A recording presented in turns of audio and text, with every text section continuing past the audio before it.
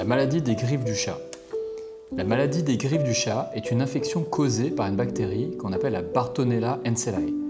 Elle se transmet surtout après une griffure, une morsure, ou si la salive d'un chat entre en contact avec une petite plaie. Qui est le plus concerné? C'est surtout les enfants et les jeunes adultes. Quels sont les symptômes? Il peut y avoir une papule, donc un bouton, ou pustule au point de griffure.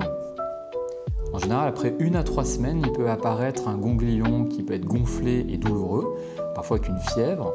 Dans 10% des cas, les ganglions peuvent se mettre à couler, ce qu'on appelle une suppuration. Dans les formes graves, atteintes du foie, de la rate, des os, des yeux ou du système nerveux, c'est très rare et ça concerne surtout les personnes qui sont immunodéprimées. Comment fait-on le diagnostic?